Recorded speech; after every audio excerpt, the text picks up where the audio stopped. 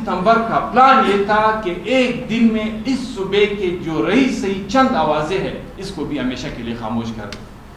تو یہ آوازیں تو آپ نواب نورو سے لے کے نواب بگٹی تک، مولانا خانزیب تک، ایک ایک ورکر شہید تک آپ کرتے چلے آ رہے ہیں. تو اس کے نتائج آپ کو کیا ملے؟ ہاں، کبھی کبھار وہ مولانا شرانی کہتے تھے کہ یار اگر آپ نے فیصلہ کیا ہے کہ بٹوارہ کرنا ہے تو آرام سے کر لے، سکون سے کر لے. اللہ نے ہمیں نعمتوں سے بیرمن زمین دھرتی عطا فرمائی ہے.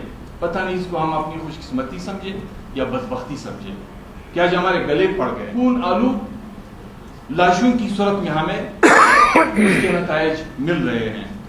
تو یقیناً ان اقوام نے فیصلہ کرنا ہوگا کہ کیا یہ روش ہم مزید برداشت کر سکتے ہیں. سب سے پہلے میں شہدائے 2 ستمبر کے چبے کو خراج عقیدت پیش کرتا ہوں. ان کی درجات کی بلندی کے لیے اللہ تعالیٰ سے دعا گو ہوں، اور واقعے میں جتنے بھی ہمارے بھائی زخمی ہوئے ہیں اللہ تعالیٰ سے دعا کرتے ہیں کہ وہ صحت یاب ہو. بڑی تفصیل سے بات ہوئی، ہر اینگل پہ بات ہوئی. میں اتنا کہتا ہوں کہ جو مظلوم و محکوم اقوام بلوچ پشتون اس ریاست کی باؤنڈری میں جب سے آئے ہیں 47 کے بعد سے، یہ اس دن سے لے کے آج تک اس طرح کے واقعات سے مسلسل وقتاً فوقتاً دوچار ہوتے چلے آ رہے ہیں. یہ سلسلہ جو 2 ستمبر کو پیش ہوا، یہ سلسلہ یوم بابڑا ہمارے سامنے ہے. یہ سلسلہ لیاقت باغ 23 مارچ 73 ہمارے سامنے ہے. یہ سلسلہ 8 اگست جیسا دلخراش واقعہ ہمارے سامنے ہے.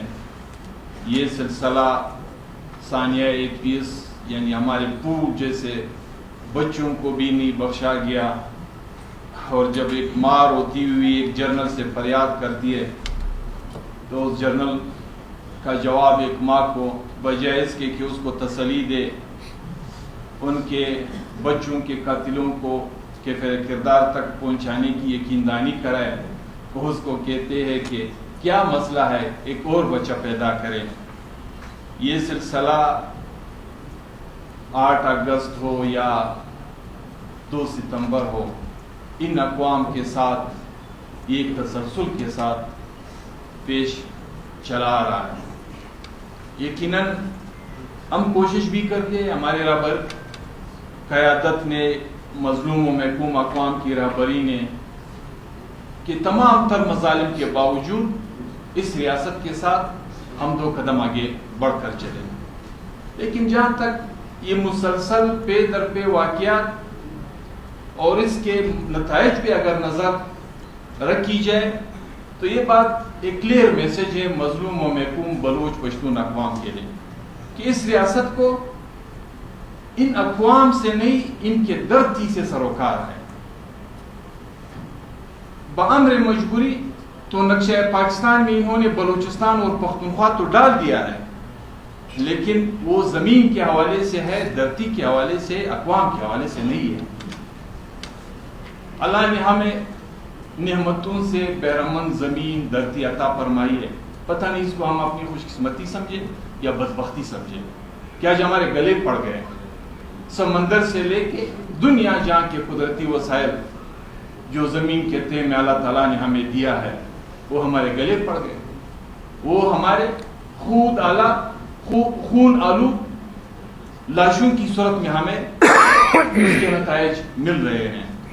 تو یقیناً ان اقوام نے فیصلہ کرنا ہوگا کہ کیا یہ روش ہم مزید برداشت کر سکتے ہیں، اس روش کے ساتھ مزید چلتا جا سکتا ہے. یہ بات واضح ہے کہ آج چوکیدار نے اپنے آپ کو مالک بنا بٹھایا ہے.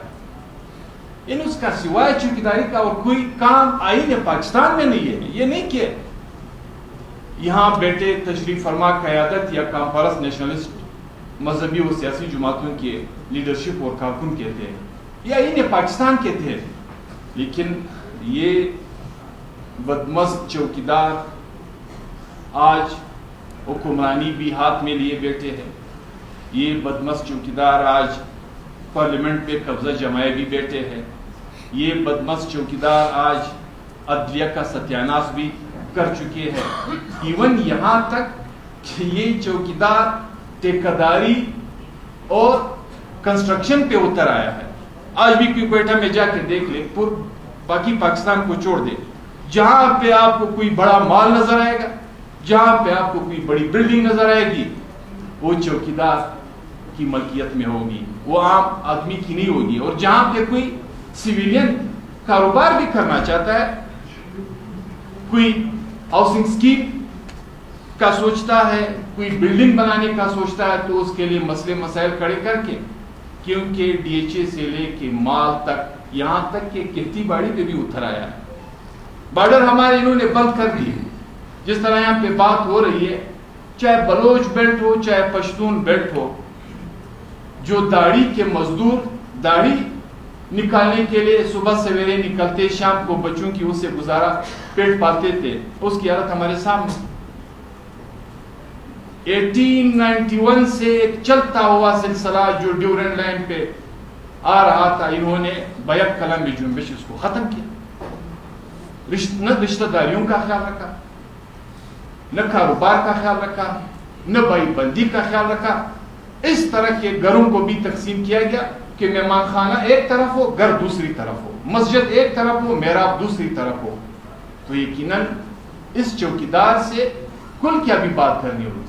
لوگ تو کہتے ہیں جو بھی واقعہ یہاں پہ ہوتا ہے، فتنۃ الہندوستان، فتنۃ الخوارج، ہم ان سے پوچھنا چاہتے ہیں کہ فتنۃ الہندوستان یا فتنۃ الخوارج کا مسئلہ تو ان لوگوں سے ہے جو اقتدار پہ برا جمع ہے، جن کے پاس اقتدار کی کرسیاں ہیں، جن کے پاس قوت ہے، جن کے پاس فیصلہ سازی کے اختیارات ہے۔ یہ جو ہم ادھر بیٹھے ہوئے لوگ ہیں، ہمارے پاس کون سی اختیارات ہے کہ ہمارے قتل کو یا فتنۃ الہندوستان سے کوئی جوڑتے ہیں یا فتنۃ الخوارج سے کوئی جوڑتے ہیں؟ اس سے ہمارے ساتھ اس کی کیا دشمنی ہے؟ ہم تو نہ اقتدار میں ہیں، نہ فیصلہ سازی میں ہے، نہ ہمارے پاس ایسے کوئی اختیارات ہے۔ یہ بات کلیئر ہے کہ بلوچ پشتون اقوام کو مسئلہ فتنۃ الاپارہ اسلام آباد سے ہے اور فتنۃ الراولپنڈی GHQ سے ہے۔ ہمیں مسئلہ ان سے ہے، چونکہ ان کی خونخوار نظریں ہمارے وطن کے وسائل پہ ہے۔ کرپشن انہوں نے کیا ہے، پاپاچون سے لے کے کینیڈا کی بڑی بڑی پراپرٹیوں تک، لندن کے محلات تک، سب کچھ کرپشن کے ذریعے انہوں نے بنائے۔ آج جب یہ مقروض ہو کے در پدر کی بھیک مانگنے دوسروں کے چوکٹ پہ سر رکھے پڑے ہوئے ہیں، تو یہ ہماری طرف مڑ کے آ رہے ہیں کہ سندھ میں تو سونا ہے، ہر نائی اور شارگ میں تو کوئلہ ہے، گوادر تو گہرا سمندر ہے، چمن پہ تو ٹریڈ کے اربوں روپے کی کاروبار ہے، اسی طرح پنجگور من سے لے کے ایران کے ساتھ تو، یعنی آپ کے ڈی سی تربت جو ہے 25 کروڑ روپے اس کی بولی ہے۔ 25 کروڑ روپے ایک ڈپٹی کمشنر کی جب بولی ہو جائے تو کوئی ہمیں بتا دے کہ کیا ہو جائے کہ وہاں پہ امن و امان سنبھالے گا، یا پہلے آپ 25 کروڑ روپے وہ سنبھالیں گے؟ تو آج وہ پشتونخوا اور بلوچستان میں خون کی ہولی کھیل کر اس کے نتیجے میں یہاں کے وسائل کو قبضہ کرنے کی کوشش کریں گے۔ ہر پروجیکٹ ایک نہیں، ان کا ہر منصوبہ ہماری دشمنی سے شروع ہوتا ہے، ہماری دشمنی پہ ختم ہوتا ہے۔ سیلاب آیا ہے، مسئلہ راوی ستلج چناب کے نہروں سے ہے، شوشہ کالاباغ کا چھوڑا ہے۔ ایک عجیب و غریب منطق ہے، کالاباغ کا سیلاب سے کیا تعلق ہے؟ یعنی دریائے سندھ پہ قبضہ کر کے پشتونوں کو ڈبو کے مروا دینا، سندھیوں کو پیاسے مروا دینا۔ مطلب آپ کا ہر مسئلہ جو ہے وہ ان اقوام سے ہے۔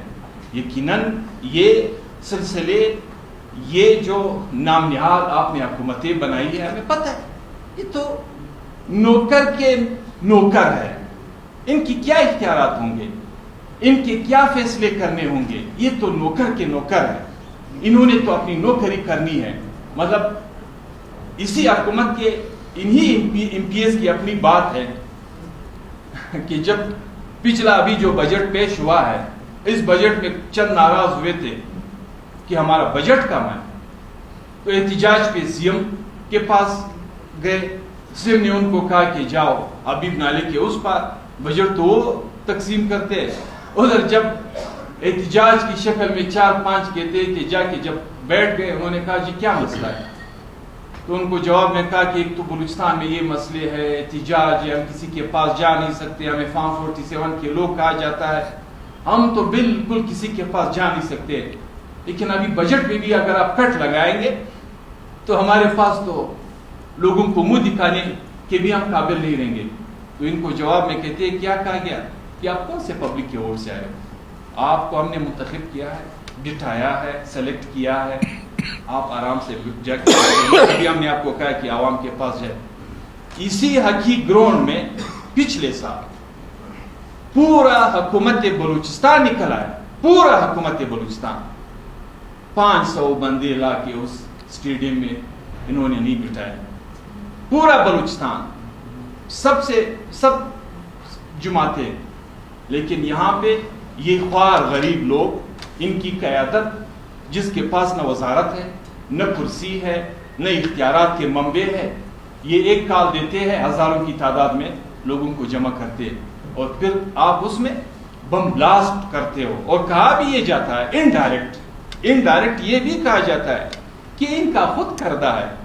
یہ اچھی وہ غریب سوچ ہوگی، پلاننگ ہوگی کہ بی این پی کا جلسہ ہے، اختر جان کسی کو خودکش ٹرین کر کے کہ جاؤ پھر ہمارے ورکر پہ خود ہی بلاسٹ کر دے. یہ کوئی منطق ہے؟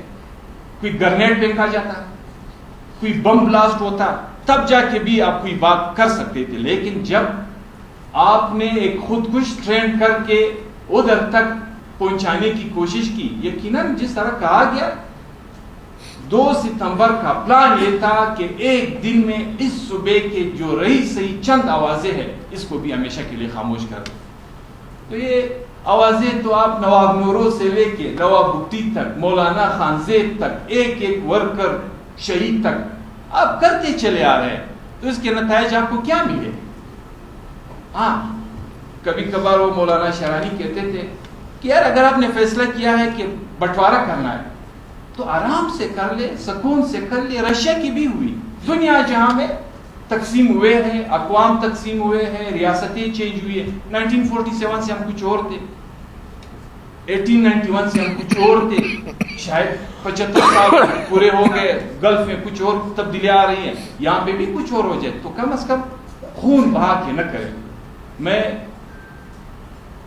ایک جس طرح کہا گیا بلوچستان کے تمام واسیوں سے ہم اپیل کرتے ہیں، بالخصوص پھر اپنی پارٹی کے لیول پہ عوامی نیشنل پارٹی کے تمام ساتھیوں کو ہم ہدایت کرتے ہیں کہ تمام اضلاع میں اس سٹیج پہ تشریف فرما جماعتوں کے ڈسٹرکٹ لیول پہ، تحصیل لیول پہ، یونٹ لیول پہ مشاورت اور اجلاس منعقد کر کے ان کے ساتھ بیٹھ کے 8 ستمبر کو ہمیں ایک ایسا پیغام دینا چاہیے، کیونکہ ان کی یہ خواہش ہے کہ ہم بیک فٹ پہ چلے جائیں، وہ فرنٹ فٹ پہ آ جائیں. یہ ان کی بول ہے، ہم فرنٹ فٹ پہ ابھی کھیلیں گے. آپ مار جتنا بھی مار سکتے ہو آپ مار لیں، ہمیں تو خوشی ہوتی ہے. یقیناً ایک کمپرس نیشنلسٹ ورکر کی یہ خواہش ہے کہ میں تا حیات یاد رکھا جاؤں. ہر سیاسی کارکن ہماری بھی یہی خواہش ہے کہ یہ چلتی دنیا کے آخری سانس تک، آخری منٹ تک دنیا ہمیں یاد رکھے. یاد ہمیں ایک شہید کے نام سے کر سکتے ہیں دنیا، مطلب بستر مرگ پہ ہم کو یاد نہیں کر سکتے. بڑے بڑے یہاں پہ قداور بستر مرگ پہ اللہ کو پیارے ہوئے ہیں، 2 دن کے بعد پھر کسی کو یاد نہیں رہے. جو قومی تحریکوں سے وابستہ لوگ ہیں، قیادت ہے یا شہداء ہے، وہ تا حیات زندہ رہیں گے. میں آخر میں ایک مرتبہ پھر شہداء کو خراج عقیدت اور تمام لواحقین کی صحت یابی کے لیے اللہ تعالیٰ سے دعا گو. شکریہ.